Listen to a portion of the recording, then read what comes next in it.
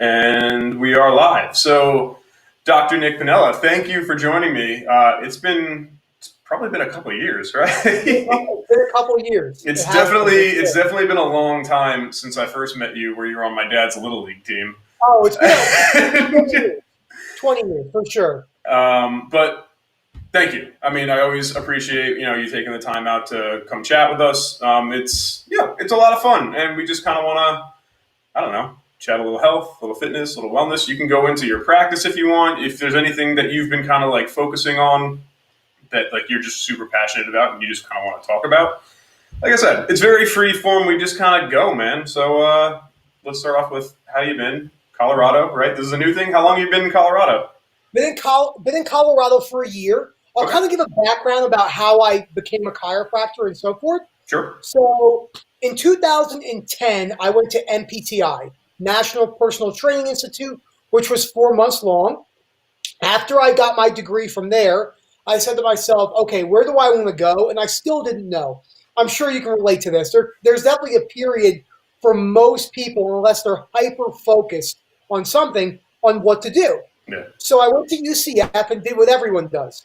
I got an exercise physiology degree with no clue what I wanted to do with it. I was like, what am I going to do with this? Yeah, you graduate and you just kind of like look around the room and you're just like, well, now what? Now what? You get this major and then no one really tells you, I'm turning this light on real quick. Oh, no one really tells you what to, there we go. No one really tells you what to do with the degree. You just get the degree and then what? And if you really think about the avenues for exercise physiology, you either are going to coach, be a professor, if you get a master's or PhD and so forth. And I didn't want to do that. So I always thought about Mr. Sarah, Nick's dad. Okay. And I said, okay, chiropractic. I like chiropractic. I went and shadowed a couple physical therapists in chiropractic, and felt that chiropractic was more the path for me. So I went to chiropractor school. I stayed in Florida for 3.5 years, and I graduated in December. That's Palmer, right? Palmer, Palmer, Florida. It's funny you say that. So there's 3 campuses for Palmer. One's in Cali, one's in Florida, and the other one is in, I believe, Iowa. I was going to say, there's one somewhere in like Central America that kind of gets lost. Not Central America, but the Midwest. I said I'm not leaving Florida and going to Iowa. That is not happening. So I went to chiropractor school. It was really, it's all in. To give you a background of the school, like just the class, for about 2.5 years, I had class from 7:30 in the morning till 4:30 at night, Monday through Friday. And all my teachers were chiropractors, medical doctors, physical therapists. So it was like high school hours again, but 20 times the amount of brain need to effort. But yeah, after I left that, I didn't want to stay in Florida, didn't want to stay in the humidity, and came to Colorado to practice. I worked at a personal injury practice for 7 months with my wife. She went to school with me, and we hated it, and we wanted to start our own business. And that's my personality, and I'm sure you know how I want to be my own. Yeah. I rather take the risk and be my own boss. So that's how our chiropractic practice came to be. And we're unique because we're mobile. So we're mobile only. We go to people's offices. We go to people's homes. It's a different little niche for now. We might open up a practice eventually, but we're not sure yet. It's too early to tell. But I think one thing that we can definitely talk about today, since we're both very passionate about this, is maybe why people are so confused on exercise physiology, like why they're confused on what program to do, why they're confused on exercise variation. So I'll start off on this one, and then we can just go back and forth. So I think the biggest mistake when it comes to programming is people, rightfully so, look up to bodybuilders, okay? Which is, I try to say, if you're comparing yourself to a professional bodybuilder, that's the same thing as comparing yourself to LeBron James. It doesn't make any sense. Because they're the peak of of the profession. Comparing yourself to an outlier doesn't make any rational sense. So people focus on the stuff that's been scientifically proven. And this isn't an endorsement for MASS, but I've been a member of MASS Research Review with Dr. Eric Helms, Mike Zordos, and Greg Knuckles for a while. Also, been following all the guys, Dr. Mike Israetel, Lane Norton, anyone that's in exercise science for a decade. Sure. But the problem is, and as you and me know, is you take someone who doesn't even understand the fundamental aspects of how to complete a squat, a bench, a deadlift, a pull-up, an overhead press, and they go into these bodybuilding splits, single muscle, and we were there. I was there. Oh, yeah. I did it. You go through it, but I think that the knowledge on where to find trustworthy, unbiased exercise knowledge is, even though there's a lot out there, like we were saying before, it's hard to figure out where the correct information is. And it sometimes gets to a point where it's just overwhelming, especially with social media and everything. Everything right now is just at your fingertips, and you can keep scrolling and scrolling, and you can see a bunch of different people doing a bunch of different stuff, and it could just be overwhelming. You could just be like, I don't even know where to begin, right? Exactly. Like like you said, it's overwhelming, and then you just kind of get lost. And then a lot of people either try something that they don't fully understand, and then they end up getting hurt, or they go a different route and they just like, I don't even know where to begin. Screw it. Like, I'm just not even going to try. Exactly. And another thing is too, as we were talking about before the chat started, is majoring in the minors. I can't remember who said that terminology,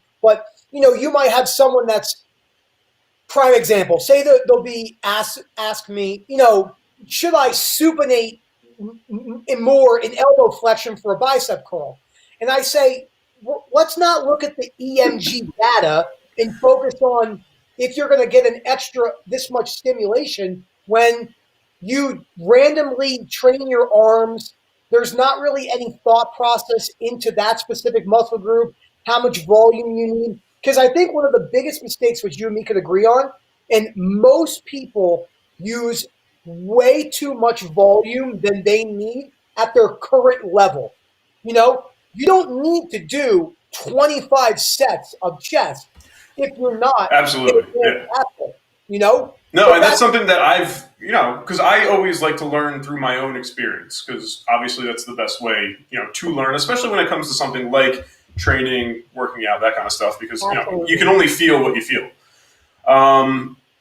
And as I've gotten older, and look, like you said before, like I was there, I did the stupid bodybuilder workouts. I tried doing a bunch of different crazy programs that I wasn't ready for. I didn't fully understand. It's like, why am I going to try to, like you said, like work on like the perfect supination for my like concentric flexion of my bicep curl when I can't even do like a proper pull up. I'm just trying to yank myself up there. And like you're right, because it's just people like they get all these different ideas and they get all like and they don't know where to begin. And then I lost my train of thought there. I was started going, but like, but it's right. So no, I'm gonna rewind a little bit. So I was there, and I realized, and you were talking about too much volume and simplifying, and that's where I think you hit the nail on the head. Is that people think in order to get bigger, to get better, to get stronger, I need to do more, and that's not necessarily the case. You just have to get better at a handful of certain movements. And there's really only 5 to 6 or 7 key movements that you need to do. And then you just need to find the certain variations that that work best for you. And then you need to get better at those. But it's not necessarily doing, like 100 deadlifts followed by like 50 more like RDLs followed by, like the glute ham machine. Like that's too much volume. Exactly. I was talking about this the other day with a friend who is a researcher in exercise physiology. He's a buddy of mine. His name is Chris Barakat. He works at the University of Tampa. Great guy. And, that podcast, if you watch it, Revive Stronger. Do you follow Revive Stronger? So I don't, but yeah. The 2-part series with Dr. Mike Israetel and Eric Helms talking about for 2 hours the research on MRV, max recoverable volume. Now, who they target are the 1 out of 100 lifters, because the other 99 are doing single muscles, or they're not. They don't know how to engage their lats properly, or their pectoralis major properly, and they're quarter squatting, or they don't have good abduction. But they're so focused on, oh, do I have enough volume? Because I think if people step back and maybe for what I would recommend, and I don't know what you would recommend for a beginner. I think that for a rogue beginner, okay, someone, or maybe even like a year in the gym, but nothing Sure. intelligently. Maybe Monday, Wednesday, Friday, full bodies, one movement pattern per day, but with a higher frequency. Because as you and me know, a beginner can use more linear progression. Okay, they don't need advanced progression schemes yet. And then on top of that, when you say you squat 3 times a week, you ingrain that motor pattern. Because I just read a really good article about a month ago on the neurology of motor patterns with lifting, and why they believe in order to get very good at a movement, performing it more often, common sense, to ingrain those motor habits. And I think Absolutely. that's a huge thing because, as you said, there's really not that many movement patterns. I mean, you have a hip hinge, you have a squat, you have a Yeah, well, pull. I would say like the basic ones that I generally teach or preach are, you have your squat, your hip hinge, upper body pull, push. I consider an overhead press different than an upper body Me too. push. I agree. Mm-hmm. And then if you want to throw like a lunge in there just because it's isolateral, but again, kind of a squat. And then like Yeah. heavy carries. I like to include heavy carries in there. I think those are super beneficial. But that's about it. And like And everything that just can kind of go. branches. Like that's like the top tier. And then everything branches off that. And that can go a really long way, as we know, because, you know, the reality is the research, and I think exercise science research is difficult because it's still research, which means it's just suggestive. And Mm-hmm. that's something I tell people that don't understand maybe the minute details of research, because you have a lot of people who will look at research and consider it gospel. When I try to explain to them, there's a difference between research and scientific law, like gravity. If I drop Yeah. it every time, that's repeatable every time. But you can have 25 different meta analyses looking at one topic, but half show one thing and half show Yeah. another. And get different conclusions. Yeah. Completely different conclusions. And I think that's another thing what makes people so confused. And I think that's why someone like Jeff Nippard, his YouTube channel is very well, because he explains things in a very constructive and precise manner to where it's educational and easy to understand. Yeah. Because, sometimes in this, being a chiropractor, I have to sit back and think to myself, man, this person doesn't even, what the terminology that say you and me take for granted because we understand it, they've never even heard of a C2. Like, they don't know what cervical spine is. They don't know what that is. And that's the thing. You know? People want you to educate them, but they also don't want you to make them feel stupid. So if you're Mhm. using a bunch of these big terms and they're sitting there just like, I have no idea what you're saying, it's probably the last time that they're walking into your office. 100%. That is one of the. That is such a. I had a business meeting this morning with a colleague, and we were talking about the reliability and conversation, common ground between some of the practitioner and a patient. Because I think that's one of the things why I don't steer people in the direction as much to say Eric Helms or Dr. Mike Israetel. It has nothing against who they are, but they're talking up here when most people don't quite understand. Like when they say MRV, people, what does MRV mean? Well, we know it's max recoverable volume, but they don't know that, Yeah. You're just throwing So a bunch of letters at me that I don't understand. exactly, and patients don't like to feel belittled. They don't Exactly. like to feel dumb. Well, that's something. So now, I am no longer a personal trainer. I'm working in education now. I'm a health and phys ed teacher. But the same rule applies. Like I have the same knowledge base that I have now is greater so than when I was a personal trainer. That was a couple some odd years ago. But it's the same thing. It's not my job to show the kids or you to your patients or a personal trainer to their client how much look at how big my brain is and look at all these words I know. It's your job to convey the information to people in a way that they understand, and that's Exactly. the most important part. Absolutely. And it's funny you say that because when you really break down medical terminology in particular, that language, because it is a language, Mhm. is not for the patient. That's for providers to Yeah. communicate back and forth. Well, because the You're words they're very specific. Like every part of the word means a specific thing. So yeah, in exactly, that sense, exactly. it is when you say X term, it describes a one specific thing. This is what it means every time. There's no gray, black, white, whatever. So yeah, in that sense, yes, it makes 100% sense that there are these terms that need to be so specific and defined and highly technical.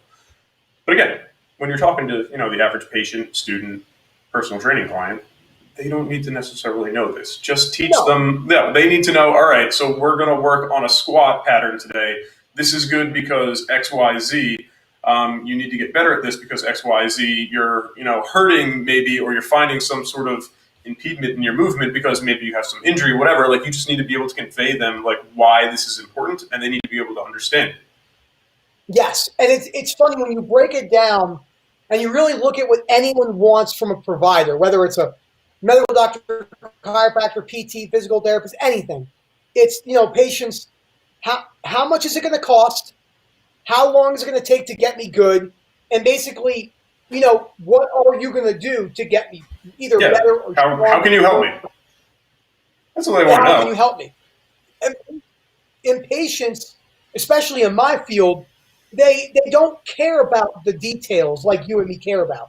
So that's why I do believe that that's important to specify, what niche you're going into. Like, say, for my educational channel I have for a practice, it's more based on layman's terms. Like, how can I get the average person to understand instead of, say, a channel where I'm focusing towards providers where Mhm. I would totally change my lingo. But I wanted to ask you, what made you make the switch to go into physical education? Honestly, it was more consistency. It was with personal training. It was yeah, dude. You've been there. It's tough hours. You're up early. With people working out, training before they go to work. Yeah, You're there late when they're coming home from work. There's a more. huge dead period in the middle of the day. And now I'm one of those freaks who wakes up at 3:55 in the morning and I train myself before I go to work. And yeah, but then I have like the rest of my day free. So that I to did me, that.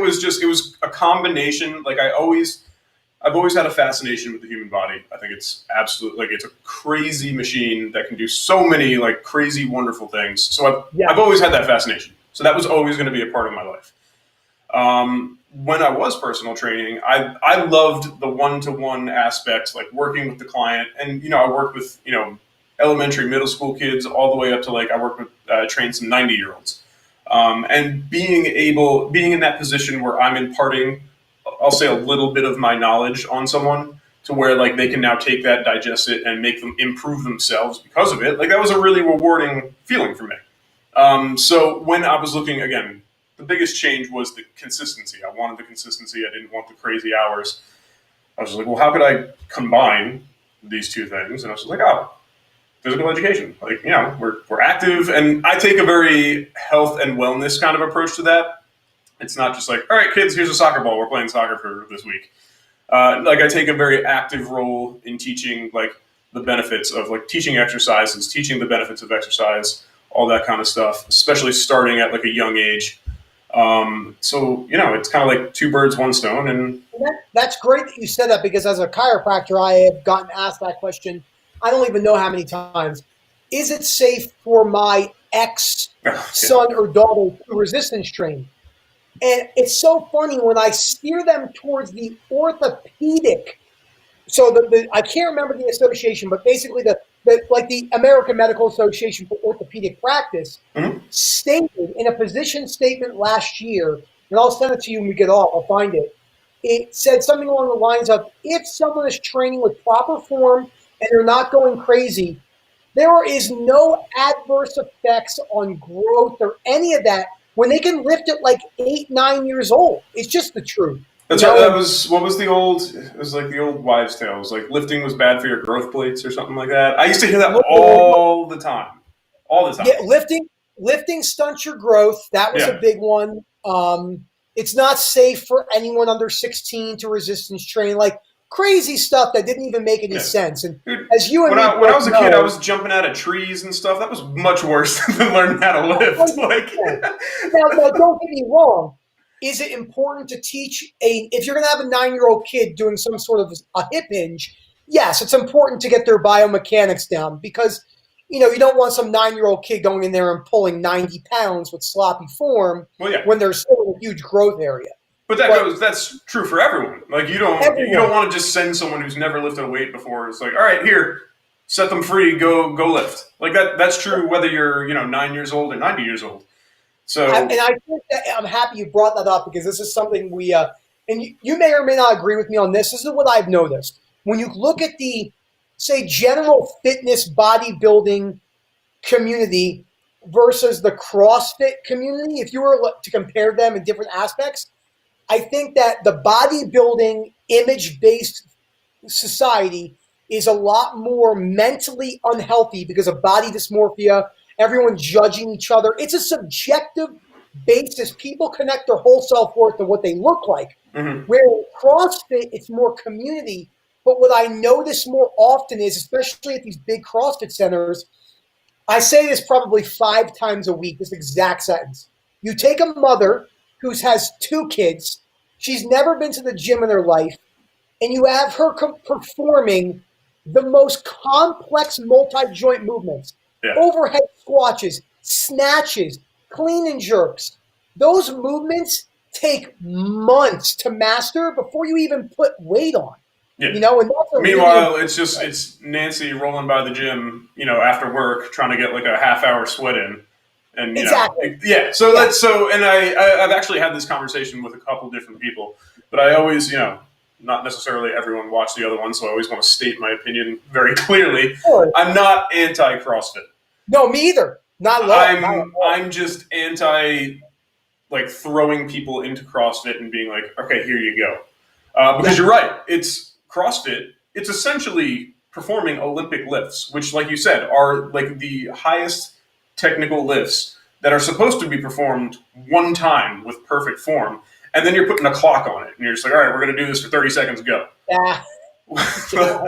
So right there, plus the fact that every time you do one, you're going to fatigue, and as you fatigue, your form gets worse, and as your form gets worse, you increase the potential for injury. So like it's a formula or a recipe for disaster.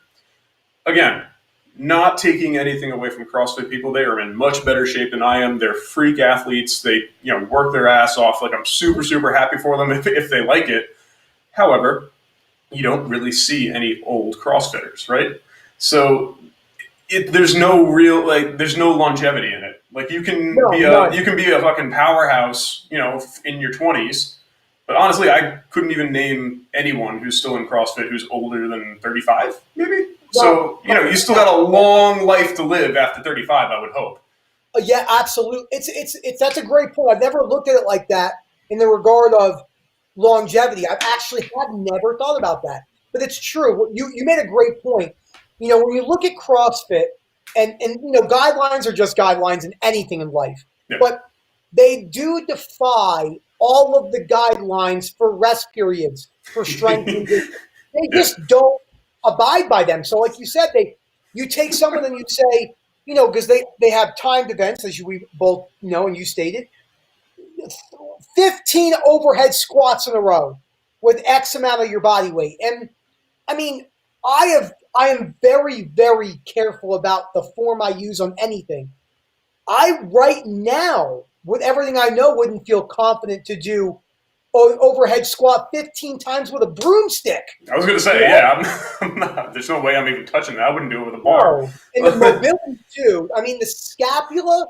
And that's a huge point. And again, I can't speak for all CrossFit. I'm sure there are CrossFit coaches out there who are absolutely wonderful with Nancy coming by to the gym after work to get a workout in. But I can't believe if you're teaching that volume, because, when you picture a CrossFit gym, you're picturing a group of people doing the same kind of stuff, working out together, at least maybe 10, possibly more. So I would have to assume, it's an assumption, they say when you would assume, that not everyone's getting the detailed individual work with their form, right? Other good point. That's a great point. So no, that's another thing I never really thought about. Teaching these movements requires, for most people, 99.999, more specific, let me see what your cues are. I mean, look at how many people get deadlift cues wrong. They don't pack their lats. They're pulling through their lumbar spine. They're not pushing through the ground. yeah, I mean, or how many people, grip it and rip it, man. Right? Exactly. Isn't that it? Everyone probably has. It's funny, not to get a little off topic. Everyone has probably one little thing that, when it gets to where we are, where you see people do it consistently and you say, oh man, it doesn't make any sense. And the one that won't die, and Jeff Nipper did a video on it, this common knowledge is out there, as you and me know. Your rotator cuffs attach to your humeral head, okay? And the tendon for your external rotators goes this way, okay? Which means the resistance needs to be like this. Taking a dumbbell and doing this doesn't do anything. But I've had to explain that one thing. I just explained to a girl the other day who competes at a very high level. I mean, she just competed a couple shredded. But the thing is, as you and me know, in bodybuilding sports, people judge your knowledge off what you look like. Mm-hmm. It's the only thing on the planet that's really like that. And that doesn't make any sense because I still see people warm up like this, or I still see people who have amazing physiques walk into the gym, don't do 1 minute of a dynamic specific warm-up and put on 135 and start squatting. Now listen, you can't say you're going to get injured for sure, but boy, are you increasing your life. I was going to say, it doesn't help your chances. Yes, it doesn't help your chances. And it's definitely an important thing to talk about when it comes down to that type of stuff. But what one of my pet peeves is, and it doesn't really have to do with an ignorance of anatomy. It's just, I honestly just can't believe it when I see it. It's the new where you take the assisted pull-up or like the assisted dip machine and you fold down like the chair that you're supposed to kneel on, and then you put your foot on it and you use it as a leg press. Have you not seen this? I have never seen that. Oh, it's amazing, dude. It's amazing. That's amazing. Yeah. That's amazing. Yes. But as we said, this all comes back to majoring in the minors. People will do anything they can besides the basics that have been proven anecdotally and in the evidence to be the most efficient ways to build strength, especially for beginner and intermediate. Now, listen, if your goal is severe hypertrophy and you don't care about strength at all, and you're more advanced, then yes, you're going to need more volume. You'll need more variation, hitting more of the angles and stuff like that. I'm assuming if you're watching, this chat, this podcast, my YouTube channel, you're not an expert. You're coming here because you need to get some of the basic knowledge. So exactly. Yeah. It is, and it's a very interesting thing to talk about. But I don't know if you want me to mention this. I don't know how. I would like to talk about my anabolic usage and how I didn't. Dude, absolutely. It's 100%, man. This is your show, man. So whatever you feel like talking about, go for it. I have been off anabolics for 7 years, but I took anabolics for 4 years. And I took them at a very young age. And this is, I think, a very important point because some people think they don't want to talk about it, whether it's too risky, but I'm going to talk about it. When you are young, one of the hardest things I think everyone on earth usually struggles with between the ages of 15 to basically their whole lives is patience. And and you look at the guys in the magazines and I want to look like that right now. And what you don't realize is those guys are, again, genetic total freaks. Also probably juicing. And juice out of their mouth. Time. Now, it's very easy to go down the route because what happens is what I've seen very commonly in myself. You don't know how to program, which is okay. You don't know anything about progression. You don't take deloads. You're constantly overtraining and overreaching, and then you say, "Well, it's time for me to use anabolics." Yeah, I'm not getting anywhere. Like blah blah blah. Yeah. Exactly. But if they just took a step back, maybe took a deload every fifth to eighth training week, and progressed at a much slower rate, they could achieve a lot more than they think. But there's so many people out there that say, "Oh, just take some tests or take deep ball and stuff like that." And when you're a young 18-year-old kid like I was, and Oh, you know, okay. oh, okay, but then once you get older and you say, well, man, that was a huge mistake. I'm literally getting a, hold on one second. Our business line is right here. Dude, if you need to take that, go ahead. Well, it forwards to my wife's phone. Oh, there you Genius. So, but yeah, no, I think it's important to touch on that because we all know how it goes in the industry. Steroids are almost kind of like glorified, especially in the fitness and bodybuilding realm. Well, dude, even Sure. like I played D3 athletics. It's there. Oh, for sure. I So can as imagine. soon as as soon as you, even if you leave high school and you go to college, and whether you play a sport or not, like it's rampant in college sports. It's all over the place, man.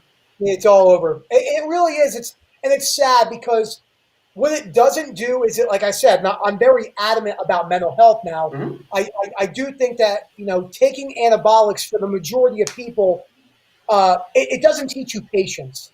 It No, really doesn't. It doesn't well, teach you. it's a shortcut. And as you and me both know, as you said earlier in the podcast, which is great, you know, we live in a society where everything is at our fingertips.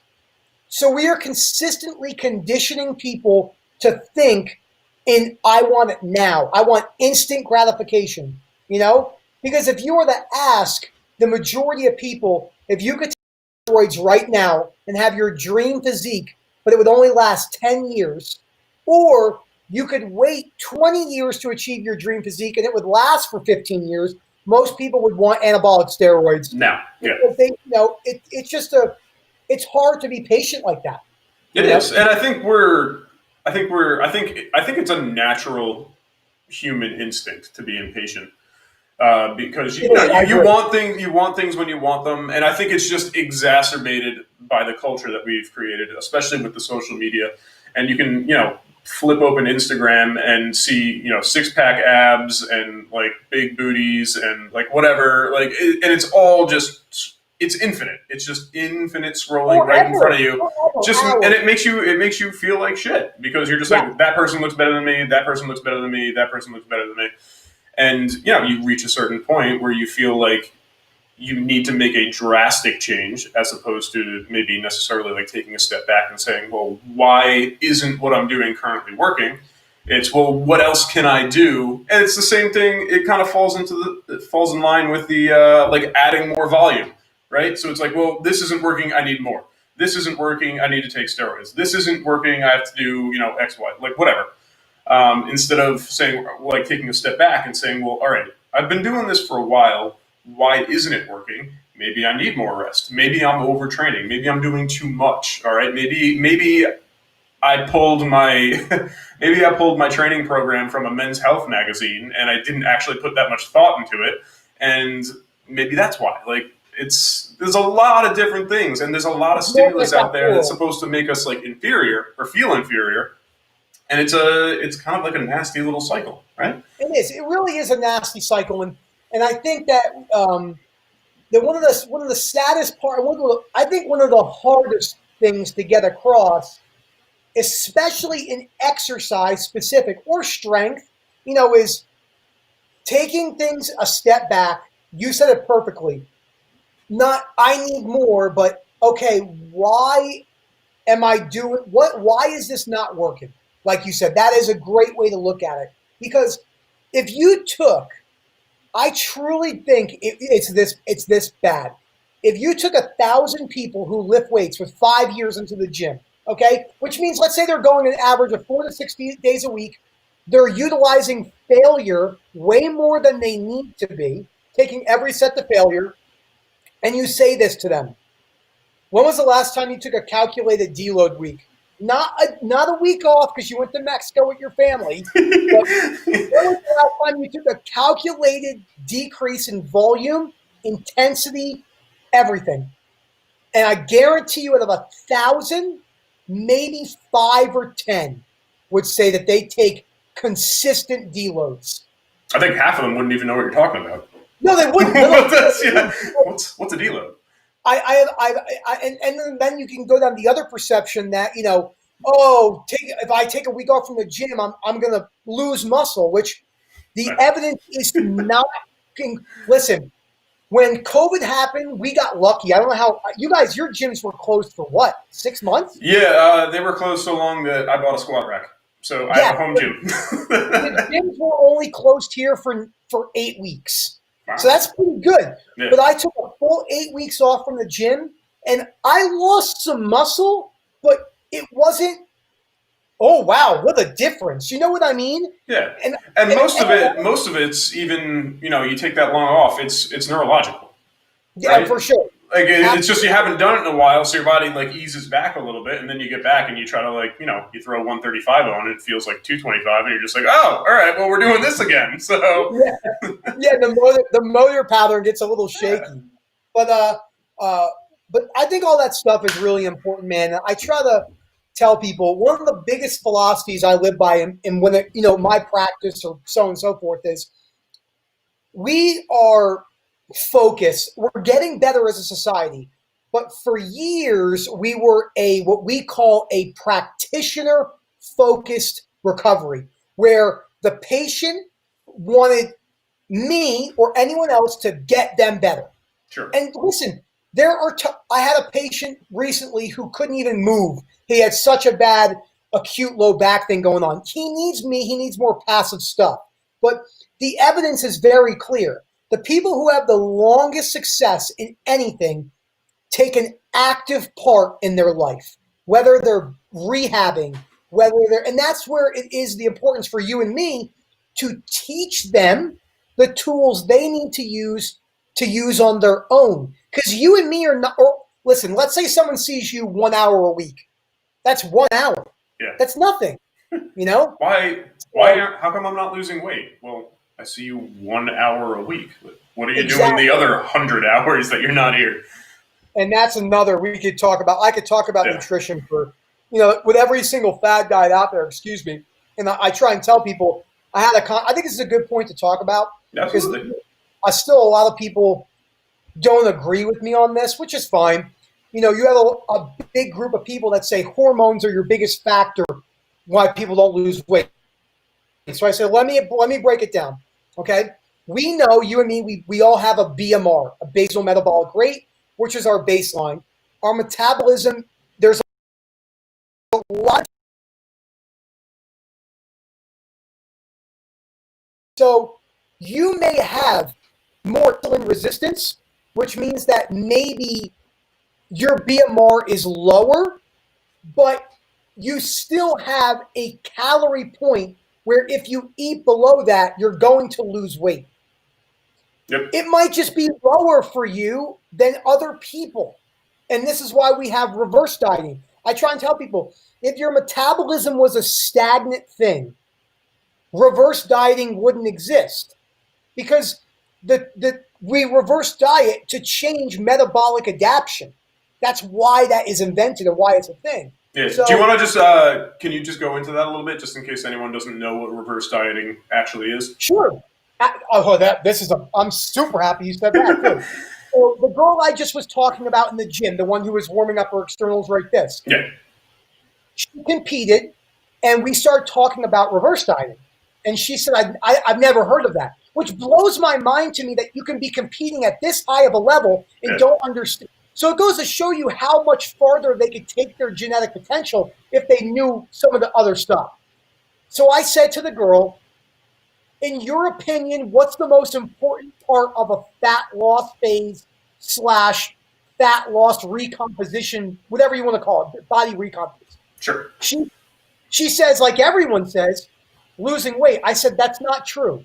We do not have a weight loss problem.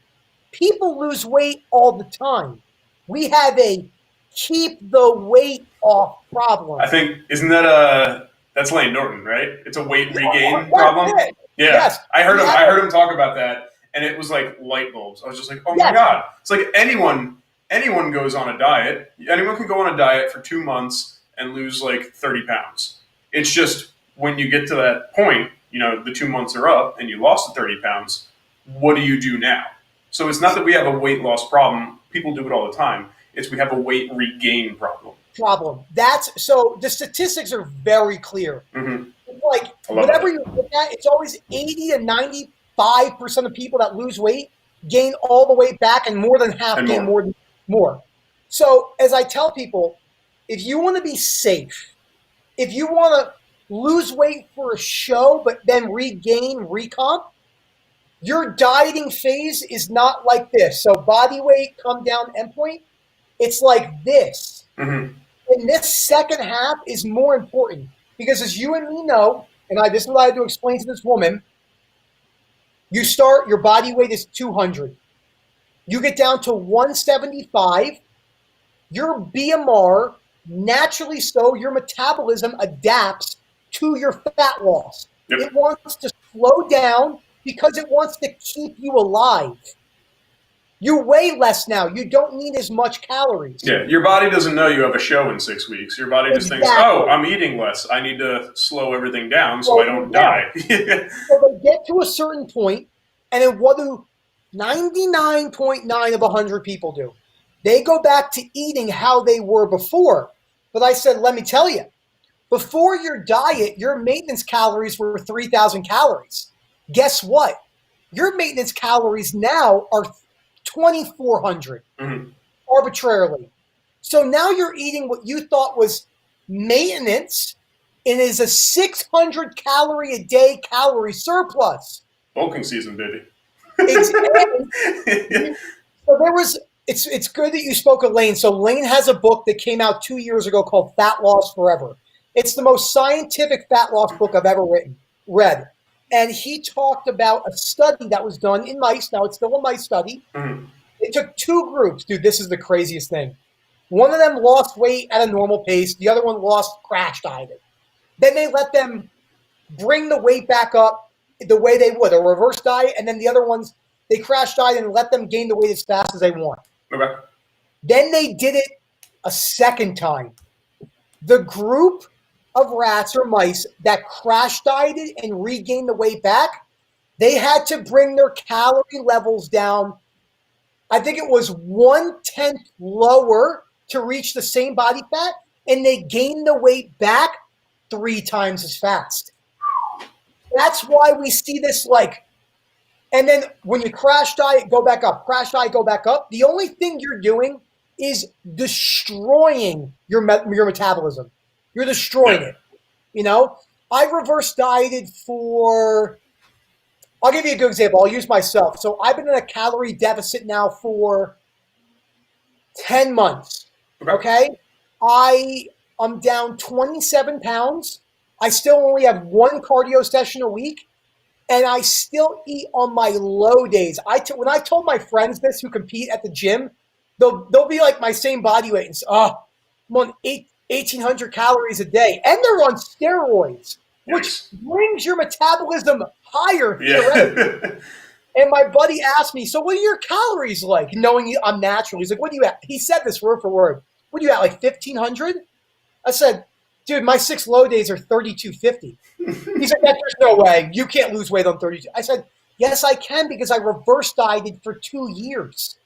And it's, again, patience. Yeah. It comes out to patience. Yeah, but it's tough. It's tough. It's not easy to be consistent that long. You know, when you just want to be like, and I'm at the point now where I've been counting macros for so long that I really can look at food and say, that's roughly 1,500 calories. You know what I mean? See the numbers. Exactly. It's kind of sickening, actually. But it's definitely a process. And I think that when it comes to the nutrition side, as I'm sure we've both seen, you know, how many people have asked you, oh, what's better for fat loss? Low fat, high carb, high protein, keto. Whatever you can stick with. Yes. And that's it. Adherence. Yeah. Whatever you, if you want to be on, excuse my language, the I eat dog shit diet where you just eat dog shit, okay? But you adhere to that, then go ahead. Yeah. You know that. But the problem is, research has shown time and time again, people that cut out not just foods, but entire food groups Mm-hmm. like carbs or fat, their adherence is garbage. Yeah. It's garbage long term. Yeah. You Look, know? I mean, look, so, and that was So the you might thing. be able to do it. Oh, I was gonna say that, and that was the thing I heard all the time. Again, back when I was personal training, was like, well, what's the best diet to? I don't know. Like, are you there? I can't. Yeah, okay, there you are. I'm here. Yeah. That's fine. I think you like froze up for a second, but yeah. Anyway, so I would, all the time, like, what's the best diet to lose weight? What's the best diet? And that's another thing I always try to correct people is that, well, you don't actually want to lose weight. You want to lose fat. Your weight actually doesn't matter. But like, what, what's the best diet? Blah blah blah. It's like, I don't know. Like, what doesn't really matter. You just don't eat like shit. Like, can you lose weight eating like McDonald's? You could. Is it tough? Yes. But Yeah. like, generally you want to eat a balanced diet, get your protein, have some carbohydrates. Like, but again, if your favorite food is Oreos, like, have an Oreo, man. Like, you don't have to cut out. And that's why people fall off the wagon. They fall off so hard is because they cut out. Carbs are delicious. Like, look, I'm Italian. Like, I have marinara sauce running through my veins. Like, it's like pizza, pasta. Like, I love it all. Like, I get it. So if you like, that's your favorite food. Like, don't cut it like cold turkey. Cut it out because you'll never be able to adhere to that. No, never. So Never. find something that works. Like, if you want like an Oreo a night, like, all right, have an Oreo a night. It's better than like not having it for a week and then eating a sleeve the next day. Like, you got to find the balance, and that's really That's why the terminology cheat meal is bad. There's no benefit that come out of that. You're not cheating on anything. You're not in a relationship with your food. It doesn't even make sense from the terminology standpoint. It's just that people will say, "Oh, I have," but I try and tell them your calorie deficit is not. You don't look at it by day. You look at it by week. You compare weekly averages. The calorie deficit throughout the week, and then you eat all this food on the weekend. You completely wreck that deficit. Yeah. That deficit is gone. You're now at maintenance. Yeah. So it's definitely a good thing to mention. So I think when it comes down to all that stuff, the basics of exercise science, nutrition it's getting a lot better, more understood. Because when, say, you and me were 18, it was all bro science. Yeah. That's it. It was bro science.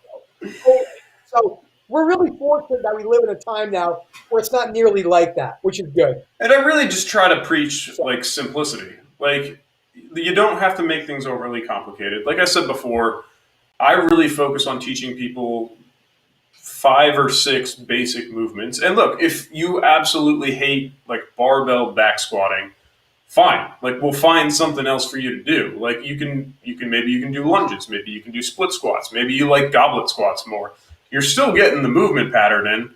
You don't necessarily have to load up 300-400 pounds on the bar to make any sort of progress. Like, there's different ways. And you make it work. Like I said, like that squat, hinge, upper body push, press, pull, all that stuff, that's kind of like that upper tier, and then everything kind of branches down from there. And you kind of pick and choose like what you like, what you don't like, and what you need to move forward.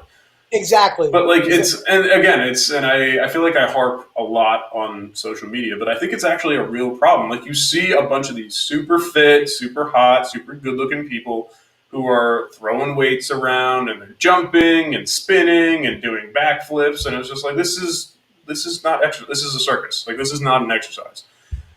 And do you know who Brene Brown is? I know the name. I can't picture. Brene Brown is a very famous shame researcher, and that's my favorite thing about shame and courage.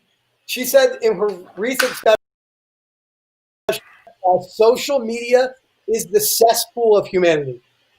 I can't disagree. It really is. Like social media, it really is a very fake, highlight reel, unrealistic area of the human construct where people are Yes. constantly editing. It's just nothing is real, you know? I just had this conversation. Well, I had this conversation with my fiance, and I actually just had this conversation with a friend of mine in like directly exactly what you were just saying. And he was saying, like, like my girlfriend's kind of been bummed out lately because like she sees like a bunch of her friends posting this stuff on like Instagram and social media, and it looks like so much fun. She feels like we're not doing it. And I was just like, dude, like people aren't posting like their shitty stuff on their shitty days on Instagram. Like, Of course. it's like, yeah, they're posting everything that's like excellent and great. So it just paints this beautiful little picture of look at how great my life is.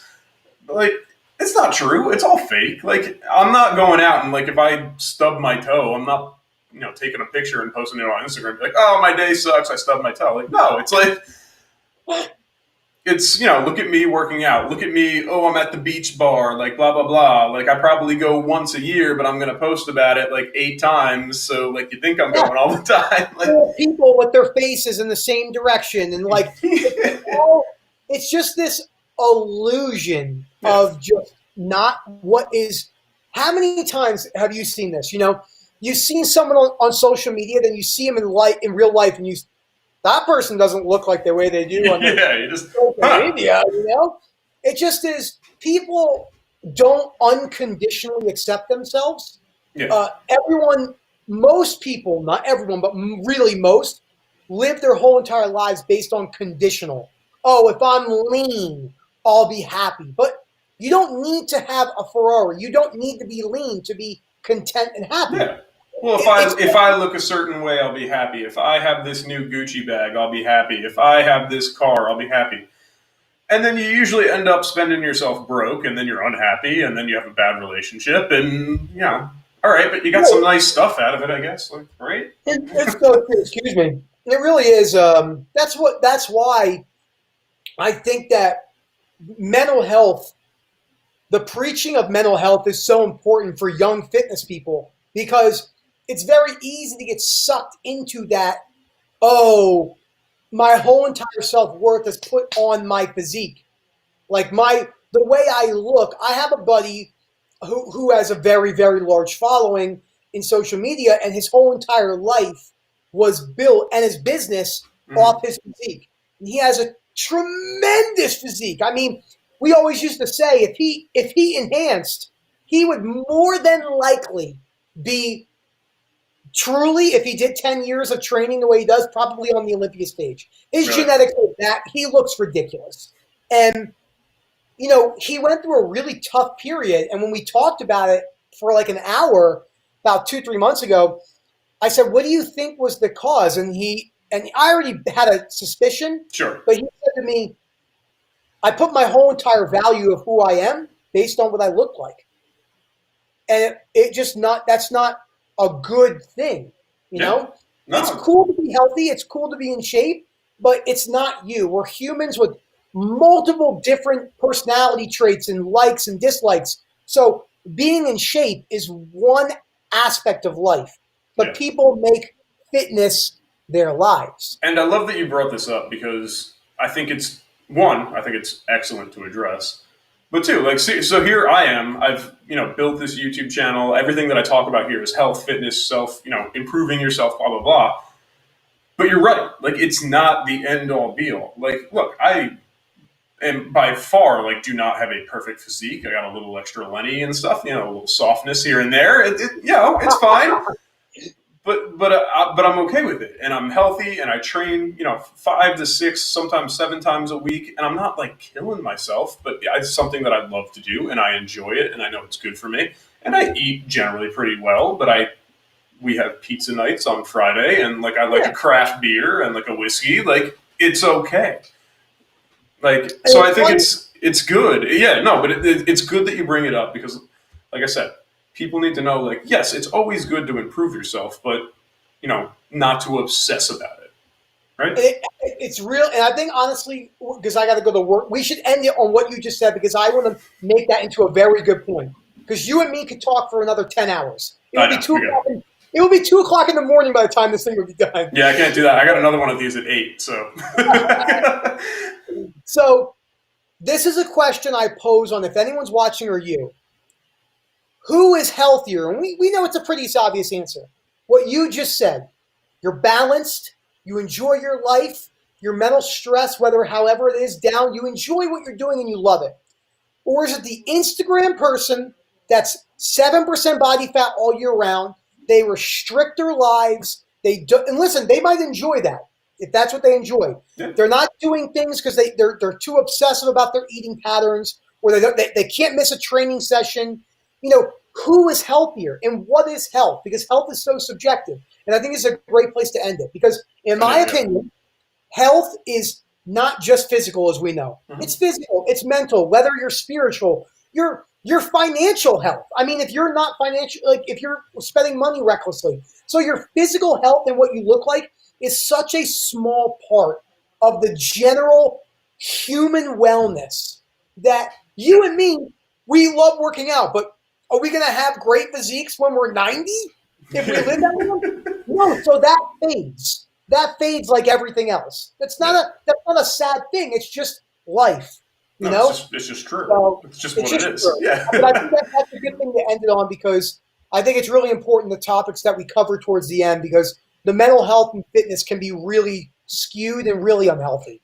Yeah. No, I agree. And like I said, or like you said, they're all interconnected, right? So whether it is physical health, mental health, financial health, whatever other health you want to encompass in there, they all intertwine. They all connect to each other. If one starts to fade, it affects the others. But yeah, man. So if you got to go, I'll definitely I'll let you get out of here. But I appreciate you coming on. This was a lot of fun. We'll definitely do it again. So I got your number now, so I'll just text you whenever. And we're gonna have to come out to Colorado. We're gonna have to go hiking. I dig that. Yeah, let's totally do that. Real quick, do you know what the Manitou Incline is? I do not. Look it up when we get off this track. Right. Manitou Steps Incline. You're doing that with me when we come out. Oh, good Lord. All right. Hey, buddy, it was good catching up with you, man. I appreciate it, man. I had a great time. You too, Take it easy.